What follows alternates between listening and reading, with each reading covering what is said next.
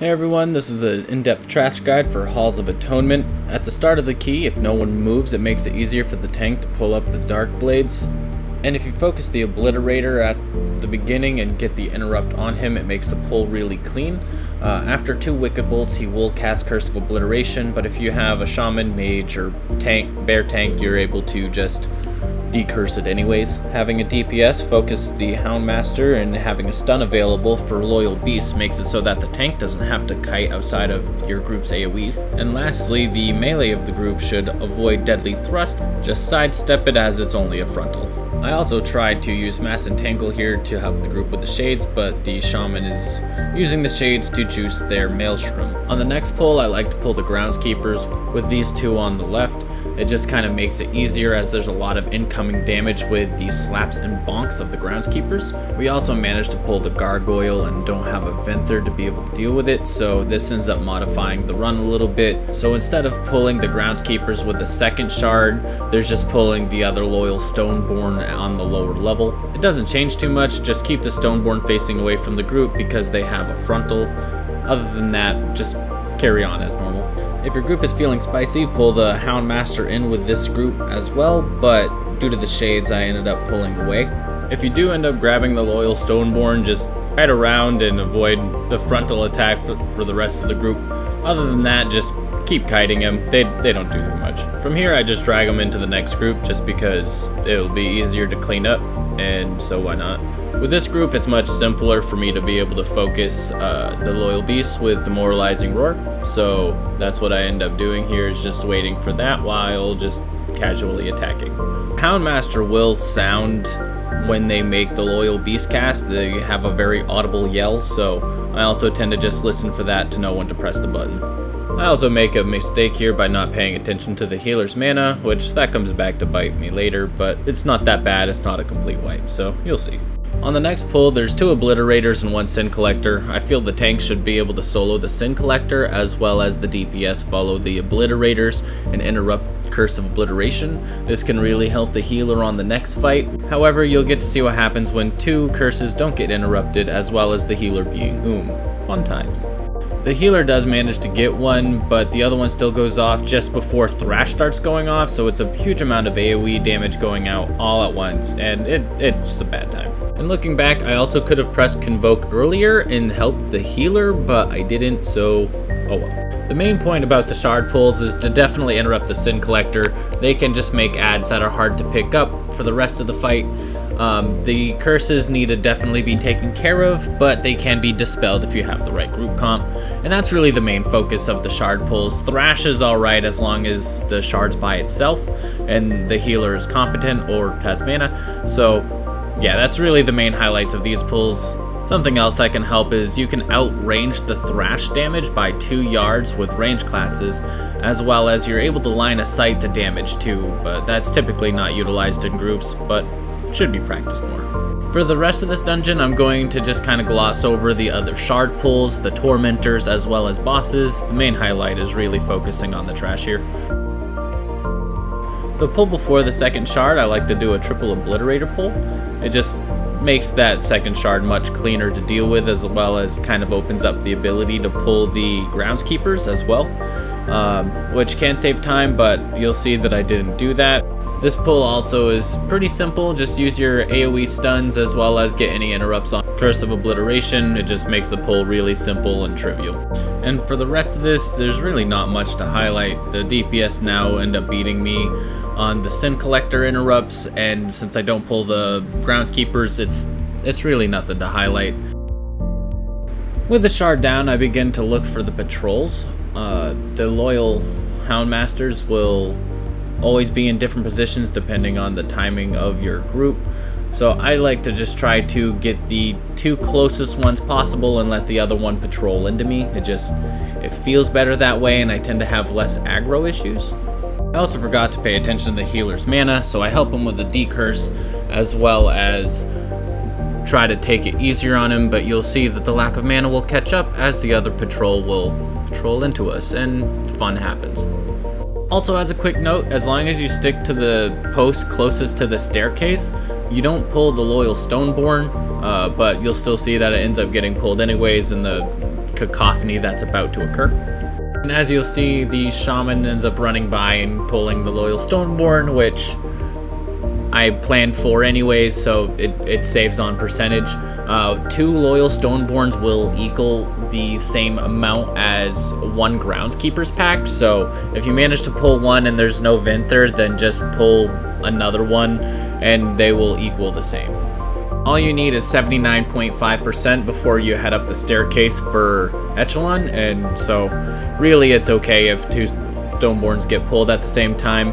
Just kind of saves on Groundskeepers, which they can be tank busters if you don't have defensive available.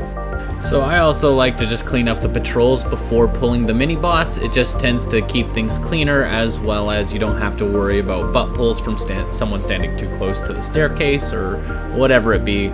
This is just the way I like to do it. And from here, it's just a Tormentor and then the other shards. So I'm just gonna skip past those because there's really not too much to highlight. It's all the same information. So this next pull tends to just be a free-for-all, like just focus the interrupts, make sure that you stun the Loyal Beast, but otherwise it's just stay in everyone's AoE and blast it down. Pretty fun pack overall while you wait for the last shard Zenima to drain into Halkias. And if you manage to kill this group really quick and there's still Sin Collectors in front of Halkias, just wait for the bar to reach 100% and he'll just sack them yourself, so you don't have to kill them. They will count towards percentage if you want to kill them, but having 3 Sin Collectors is just a lot to have to hassle, so just don't. So the trash pulls after the first boss, there's not really too much to highlight. It's just another Obliterator, a Dark Blade, but there is a Stone Reaver. He needs to have an interrupt on turn to stone, otherwise anybody standing in it will have a big old stun happen to them. And then there's also just needing to grab the ankle biters, the little Stoneborn golem things. They're not too much of a threat. They're just a AoE patter. They die quickly, and the only time they're really of a concern is on Inspiring Weeks. They make it hard to interrupt turn to stone. And after this is really the trouble spot of this dungeon. It's like the make or break point in my opinion. If you don't aim for the brazier from the pillar, you end up pulling the gargoyles or the other Stone Reaver pack. So really either bring a rogue and just shroud past everything, have invisibility pots on you as well, just to make things simple, but otherwise, like I said, if you line up with the pillar, you wait for the gargoyles to turn to stone, and you aim for the brazier instead of the staircase, you can avoid that aggro radius from the other Stone Reaver, and you can avoid having excess percentage and wasting time before the second boss. And despite saying all this, you'll still see that we pull both of the gargoyles at the bottom of the staircase. The healer shaman doesn't see our invisibility and just pulls both and refuses to die, so we end up taking care of that. And as you'll see, I end up looking away as my prowl comes back, but I even keep invis pots on myself just because you never know when you may need them. Those spitefuls keep you in combat, so as long as you're in combat, you can't prowl, so never know, always be prepared. So something to mention with these Stoneborn slashers versus the Loyal Stoneborns is their powerful swipe does knock you back versus just being an AoE that hits the group. And one thing I didn't know that I've learned since then is if you just put yourself into a corner near the staircase, that's like a nice little crevice, you'll just keep yourself locked into position. They don't knock you back, and it makes it easier for the group to hit them with their moves. So other than that, they're not really too notable. They just have a lot of health and are annoying with the swipes. So if they pull, just clean them up and carry on. Something I see a lot of here is groups trying to line of sight the Houndmasters out of this area, but the thing is they kind of just clump up really nice and neat, and if they disengage, they don't go far anyways. So I feel like it's just better to run in and pull them all together. And it just saves time. It also keeps people fresh from like the Varuth kill and stuff like that. So really just keep them close to the doorways as possible and everything will be fine. If your group is feeling spicy, you're also able to just go in, pull this group and bring them back with everything else. I've wanted to try this. I've only been able to do it successfully once, but it does take a bit of coordination and having people call their interrupts ahead of time. But otherwise, yeah, just bring this second group into this room. There's just a lot more area to place the orange swirlies. DPS, if they stand back, can put the swirlies in the back corners, and then they can run forward, and it just keeps this area nice and clean. That's what was done here.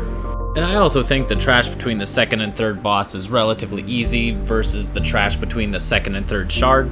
These fights just feel a little bit more scripted than having to deal with the random patrols of Houndmasters, which they can be in different spots depending on how fast you kill the first shard and whatnot.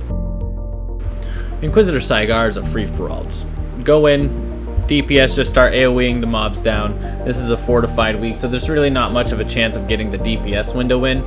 If you have Lust available on a Tyrannical week, feel free to try to break him down before the second Dark Communion, but other than that, just mow down all of the Tormented Souls, and watch out for the Disperse Sin technique, which will make Manifests of Envy just turn into red puddles on the ground.